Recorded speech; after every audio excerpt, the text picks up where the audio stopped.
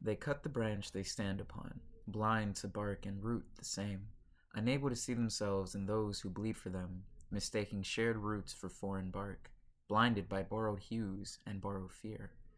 Mutual breath mistaken for threat. They forget the tree of humanity does not fall without taking them too. In striking the ones who fight for humanity, they cut at their own shelter. History does not arrive cleanly, it enters as a pressure, a thumb pressed too long into soft earth, leaving a shape no rain can smooth away. There are scars no mirror admits. They live in the way a voice pauses before saying a name, in the way love learns to brace itself before joy. History remembers by flattening. It files the edges off breath, off hunger, off the nights when fear sat upright beside the bed, counting the cost of mourning. It calls this remembrance. We call it survival. I did not set out to be a marker on a timeline. I was building a life. I was planting ordinary things, planting meals, planting laughter, planting shared silences, a small architecture of family.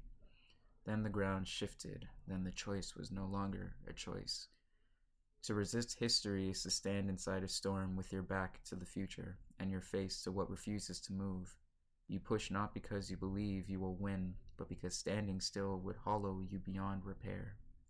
They call it sacrifice as if it were clean, as if it were chosen with calm hands.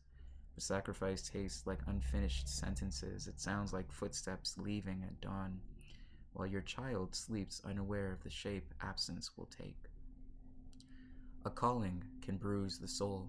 Being chosen can feel like a sentence passed down by no single judge. You give years so that someone else might inherit ease, knowing ease will never learn your name. I wonder how my family will remember me. Will I be a photograph with too much light, a story told carefully, a silence where comfort should be?